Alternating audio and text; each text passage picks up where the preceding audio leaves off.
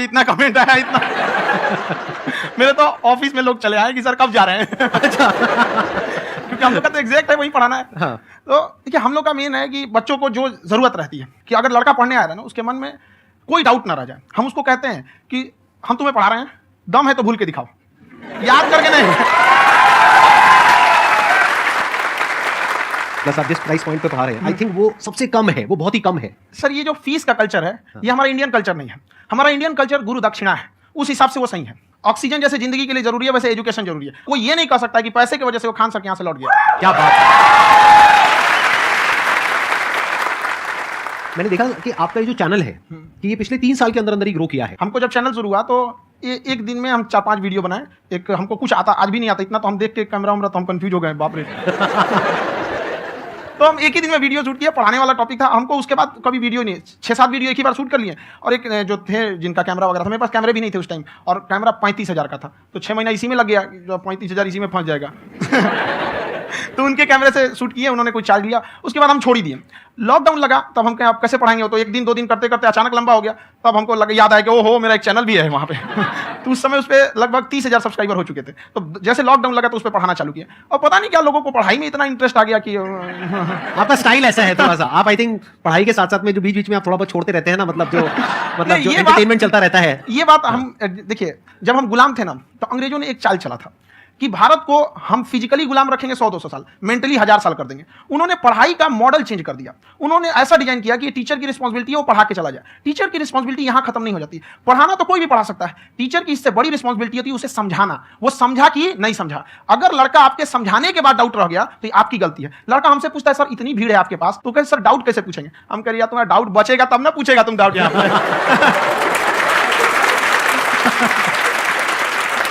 Confidence next level है answer का, मानना पड़ेगा। और शायद यही वजह है इनकी जो ग्रोथ है उसका। किसी ने शायद सपने में भी नहीं सोचा होगा कि पिछले 2 साल के अंदर अंदर जो आपके चैनल की ग्रोथ हुई है, जैसे आप खुद ही बता रहे हैं कि लॉकडाउन के टाइम पे आपके 30,000 के करीब सब्सक्राइबर्स थे, आज की डेट में 17 मिलियन है। और मेरा एक क्वेश्चन और है, इससे पहले कि ऑडियंस में से आपसे कोई क्वेश्चन पूछे, कि कई बार आप ऐसे भी टॉपिक्स टच करते हैं जो थोड़े से कंट्रोवर्शियल है या थोड़े से सेंसिटिव है, जिसके ऊपर बात करने की हिम्मत आई थिंक बहुत ही कम लोगों में है।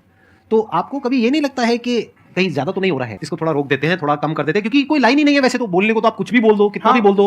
हुई है कंट्रोवर्सी बहुत बार। एक्चुअली बचपन से हमको फौज में जाना था, और फौज वालों के लिए ये सब मायने नहीं रखता। उसको करना है मतलब करना है, तुम सामने कुछ भी रहो, डजंट मैटर।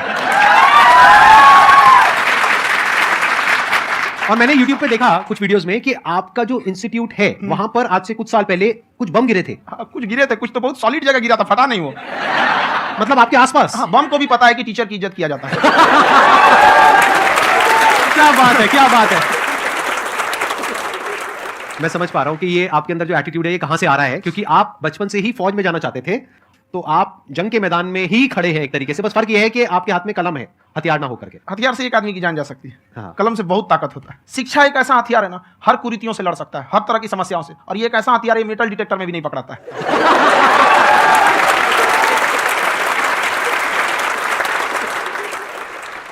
मेरा क्वेश्चन ये है कि अभी प्राइवेट ऑर्गेनाइजेशंस में पीटने का, पनिशमेंट का ये सिस्टम जो है खत्म हो गया है। हम आपके वीडियो में देखे हैं सर कि आप एक बड़ा सा रोल रखे रहते हैं, पुलिस वाला लाठी है वो, पुलिस वाला लाठी है, और स्टेज पे बुला के बच्चों को उसी से धुनाई शुरू कर देते हैं मस्त एकदम से, है ना। तो सर मतलब कि बच्चे मतलब कि डरते नहीं आपसे, और इस तरीके से कैसे कनेक्टेड हैं आपसे, है ना। और एक और क्वेश्चन सर, यूपीएससी का जो आप अपना बैच स्टार्ट करने वाले हैं, ठीक है, उसके बारे में बताइए सर, क्योंकि मुझे मतलब कुछ इशू करना है सर, ठीक है। और संदीप सर को देख लिए, मेरा तो वैसे ही हो जाना है। क्या हो जाना है मेरा? पूरा कंप्लीट करो। I'll be an IAS officer next year because I have seen you sir. My day is like complete sir. All the best. Thank you so much sir. Thank you. पूरा बोला करो। Thank you. देखिए लड़कों को जहां तक पीटने की बात है, जब पढ़ाने की बात आएगी तो उसको हम पूरे बेहतरीन ढंग से पढ़ाएंगे। लेकिन जब सजा देने की बात आएगी ना तो वो भी बेहतरीन ढंग से होगा। ऐसा थोड़ी होगा कि बस एक ही चीज बेहतरीन ढंग से होगा। और डर का होना बहुत जरूरी है। ये डर भी अपने आप में एक मोटिवेशन है, क्योंकि जब आपके अंदर एक थोड़ा सा डर रहे ना, तो डर के भागिए मत। एक ऐसा डर जिसको आप लगे कि नहीं नहीं थोड़ा सा और करने की जरूरत है, फिर तो ये हम इसको क्रॉस कर जाएंगे आप। तो लड़कों के अंदर ये डर बनाना भी जरूरी रहता है।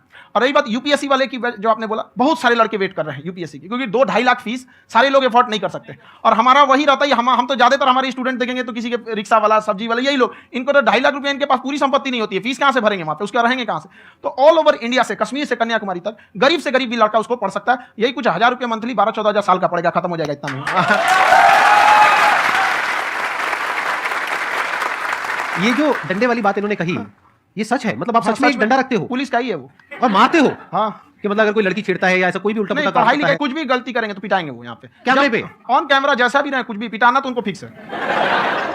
एक तो कोई मतलब विधायक जी थे, उनके लड़का को पीट दिए थे, चला दल बल लेके अपना वहां पे। उसने घर पे नहीं बताया था कि सर ने पीटा है, बस बोल दिया कोचिंग में पीटा है। बाद में पता चला हम पीटे हैं, तो उसके पिताजी मेरे सामने और पीटे। सर आपका सबसे बड़ा डर क्या है आप दोनों का? फौजी को डरे नहीं लगता है। बाकी अब सर से पूछिए। आज के सेशन से पहले कोई डर नहीं था, लेकिन अब मुझे इनकी डंडे वाली कहानियां सुन करके डर लग रहा है कि कहीं मैंने गलती से कुछ बोल दिया अरे ऐसा और नहीं। इन्होंने कहीं पीछे कुछ रखा हुआ है और यहीं आकर के अगर इन्होंने मेरी पिटाई कर दी तो बहुत बुरा हो जाएगा। तो इसलिए हमको थोड़ा डर लग रहा है।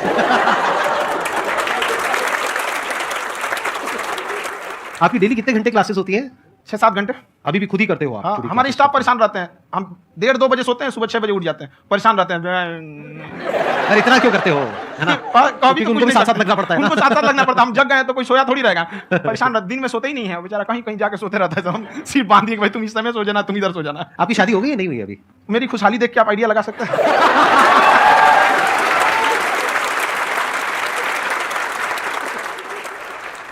First of all I would like to say sir thank you so much to you and to your team कि आपने मुझे यहाँ आने का मौका दिया।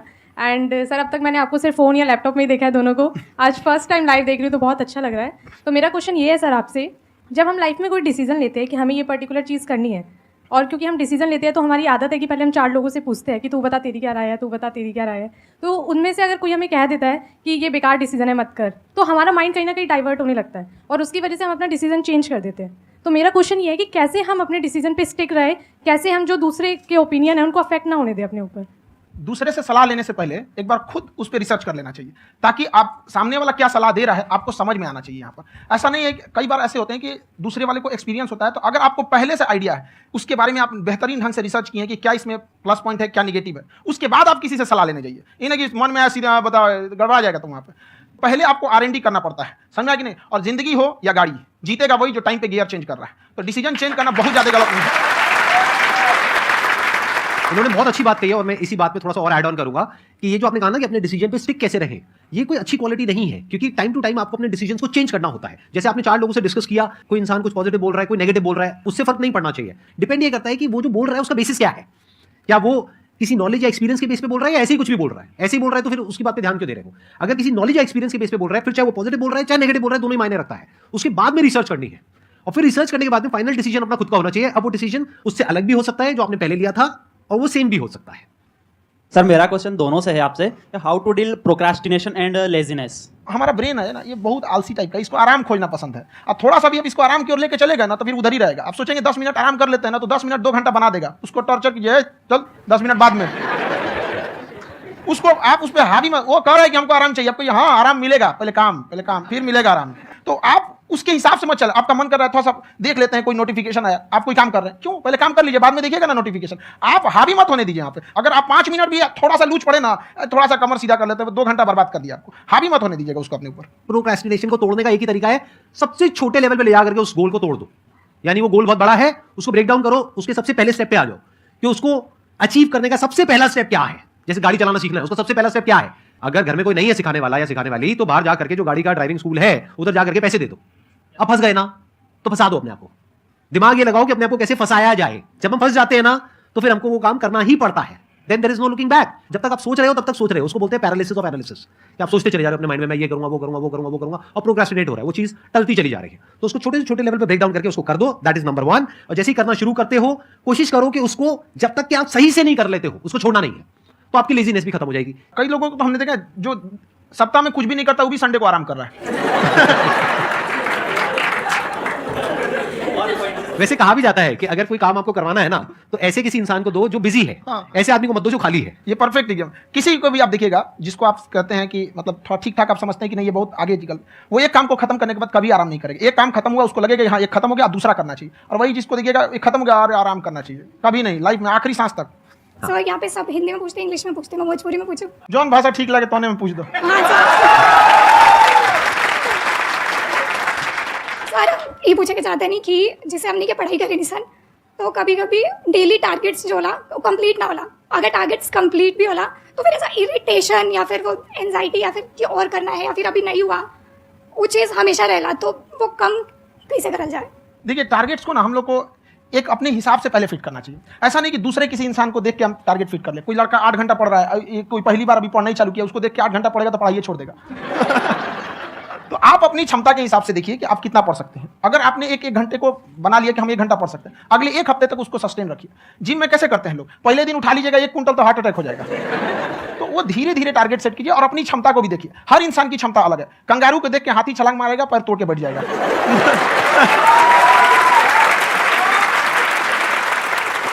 अब संदीप सर का मोटिवेशन देख के इसका मतलब क्या कि ट्रेन के आगे खड़ा हो जाएंगे, ढकेल देंगे तुमको। हालांकि ऐसा कर देते हैं, लेकिन ऐसा करिएगा लोग नहीं, क्षमता पता होना चाहिए। आपके अंदर एंजाइटी हो रही है कि मैंने कर तो लिया है, आप ये नहीं कह रहे कि मैंने कुछ भी नहीं किया है फिर मेरे को एंजाइटी हो रही है। आप ये कह रहे हो मैंने काफी कुछ कर लिया है फिर भी एंजाइटी हो रही है कि कहीं कुछ छूट तो नहीं गया है। तो बेसिकली आपको ये देखना है कि अगर आपके अंदर एंजाइटी हो रही है, that means you are a very good student. आप एक अच्छे स्टूडेंट हो। क्यों? क्योंकि बहुत सारे स्टूडेंट्स तो ऐसे हैं उनको पढ़ने के नाम से एंजाइटी होती है। तो आपको एंजाइटी हो रही है कि मैंने पढ़ लिया, दिन में मानो 8 घंटे का आपने टारगेट सेट किया और 6 घंटे पढ़ लिया, या मान लो 8 घंटे भी पढ़ लिया, फिर भी एंजाइटी हो रही है कि मैंने 10 घंटे नहीं पढ़ा। तो ये तो अच्छी क्वालिटी है ना, ये तो एक ब्रिलियंट स्टूडेंट की क्वालिटी है, क्योंकि एंजाइटी उसी को होती है जो केयर करता है, जिसको परवाह है, उसी की तो एंजाइटी होती है। जैसे माँ को अपने बच्चे की, जैसे एक माँ को अपने बच्चे को लेकर के एंजाइटी होती है। हंस लो मजाक उड़ा लो। कोई बात नहीं, एडिट कर देंगे इसको हम। हाँ।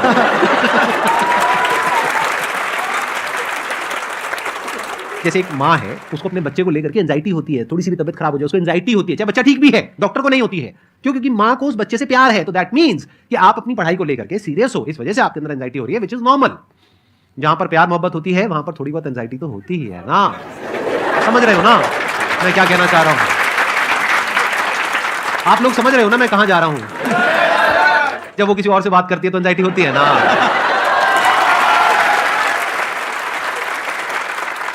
सर आपकी स्टोरी हमने सुनी थी, तो एक टाइम आया था जब आप गंगा किनारे जाके बैठ गए थे।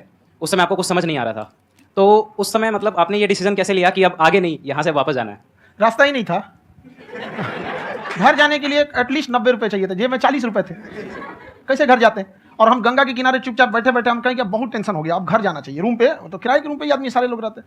गए वहाँ पे तो रूम लॉक हो गया था। तुम खटखटाए तो ऊपर से गुस्सा से बोले जो ऑनर थे, क्या टाइम हो गया है? तुम कहीं 9-10 बज रहा होगा। घड़ी देखिए तो 2 बज रहा था रात का, 2-2:30 बज गया था वहाँ। टेंशन में आप तो होता है, कई बार ऐसा समय आएगा कि लगेगा जैसे अब कुछ नहीं हो सकता है। तो इससे घबराना नहीं है। कभी कभी गुच्छे की आखिरी चाबी भी ताला खोल देती है। जो बातें आपने बताई कि घर में प्रॉब्लम्स ये तो बहुत लोगों ने फेस करी वहां पर, आप अकेले नहीं है, बहुत लोगों ने ये प्रॉब्लम्स फेस करी, बहुत तरह की प्रॉब्लम्स देखी, बहुत तरह की स्ट्रगल्स देखी, लेकिन वो सब इतने कामयाब नहीं हो पाए जितने कि आप हुए। तो आपके अंदर ऐसा कुछ ना कुछ है जो औरों के अंदर नहीं है। तो वो मैं जानना चाह रहा हूं कि वो ऐसा क्या था जहां से कि आपका दिमाग यहां तक सोच पा रहा है कि मैं पूरे इंडिया में इतने बड़े लेवल का चेंज लेकर के आ सकता हूं, एजुकेशन फील्ड में रेवोल्यूशन लेकर के आ सकता हूं। ये सोचना ही बहुत लोगों के बस का नहीं है। मेरी एक खुद की थिंकिंग, अगर हमको कोई 100 रुपए किसी काम के लिए दिया, हम सबसे यही करते हैं, तो हम कोशिश करते हैं उसे 200 का रिटर्न दे। अगर कोई हमसे 200 रुपया फीस दे रहा है, 250 दे रहा है, तो हम उसको ये कोशिश करते हैं कि तुम्हें ऐसा लगे कि नहीं भैया हमने 10-20 हज़ार का पढ़ लिया यहाँ पर। वो ईमानदारी से कभी कमी नहीं। और हमेशा अगर हम प्रॉमिस X का करते हैं तो डिलीवर 4X करना चाहते हैं। ध्यान से सुनना और ध्यान से समझना इस फर्क को। अगर आप समझ पाए तो बहुत आगे जाओगे लाइफ में। एक वो होते हैं जो ये सोचते हैं कि हमें सब कुछ मिल जाए, हमें कुछ भी करना ना पड़े। दूसरी कैटेगरी होती है लोगों की जिनको जितना मिलता है उसमें भी चोरी चकारी करते हैं या कोशिश करते हैं कि उससे कम दे सामने वाले को जितना कि हमें मिल रहा है। तीसरी कैटेगरी होती है लोगों की जो इनके जैसे लोग होते हैं। वो क्या करते हैं? वो ये सोचते हैं कि अगर मैंने किसी से 1 रुपए भी लिया, देखा जाए तो 200-250 रुपए कुछ भी नहीं होता है, 200-250 रुपए अगर मैंने लिया तो कैसे उसको 400 रुपए की वैल्यू दूं। ये जो थिंकिंग है ना, यही एक फर्क होता है एक ऐसे इंसान में जो बहुत आगे निकल जाता है और उस इंसान में जो मीडियोकर रह जाता है। आप अपने आप के ऊपर समय दीजिए, उसको डेवलप कीजिए। जब आप अपने आप के ऊपर खर्च करते हैं तो आने वाले समय में लोग गूगल पे आपको सर्च करते हैं। क्या बात है सर, ये आपने अभी बनाया है या ये कोई पुराना आपका वो है? बनते रहता है इसे, फ्लो में बन जाता है। आपके अंदर ना सर एक कवि छुपा हुआ है कहीं ना कहीं जो बाहर आना चाहता है। कभी ना कभी आपने सोचा होगा कुछ। हाँ, कभी कभी देखिए, एक चीज है, संगत का बहुत अच्छा असर पड़ता है। ये चीज को हमेशा संगति का मतलब लोग हल्के में ले लेते हैं। संगति का मतलब होता है संग संग गति। तो अच्छे लोग के साथ रहेंगे तो संग संग अच्छी गति होती जाएगी, खराब में रहेंगे तो ये भी होता है। बट अपने आप को थोड़ा सोचना चाहिए कि हम केवल जी के मर जाएं इसके लिए नहीं आए हैं। लोग कहते हैं कि सर नाम क्यों नहीं बताते अपना। हमारी एक ही सोच है कि जाने के बाद इस दुनिया से हमको मतलब एक चीज देना चाहते हैं स्टूडेंट्स को कि वो याद करें कि इस पैसे की भाग दौड़ की दुनिया में हर कोई दोनों हाथ से लूटने में लगा है, खाली हाथ जाने के लिए ये सबको लगा है। तो हर कोई को ये सोचना चाहिए कि था कोई इंसान जो इतने कम फीस में इतनी शिक्षा जो महंगी थी, जो कमाने का रास्ता था, उसको भी एकदम कंपटीशन इतना कर दिया कि अब लोगों को अपनी फीस बढ़ाने में डर लगता है। अरे यार, लड़का कमेंट करता है कि खान सर इतना ले रहे हैं, आप बहुत बड़ा टीचर है।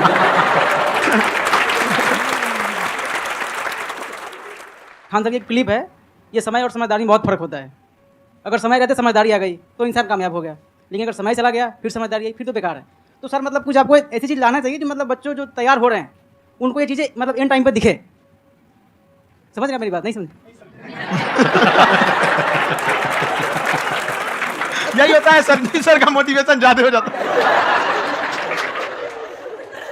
जब आप स्ट्रगलिंग फेज में हैं तो कम से कम चीजों को अपने ऊपर खर्च कीजिए, ज्यादा से ज्यादा सीखने में खर्च कीजिए। अगर आपको राजा बनने का शौक है तो गुलाम की तरह मेहनत करना सीखिए, तब राजा बनना।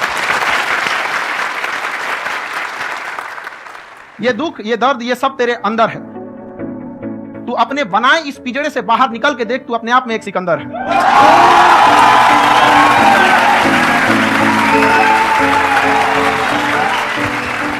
Thank you so much sir for coming. बहुत मजा आया मेरे को आपके साथ में इंटरेक्ट करके। आई एम श्योर आप लोगों को भी बहुत मजा आया होगा। Thank you so much.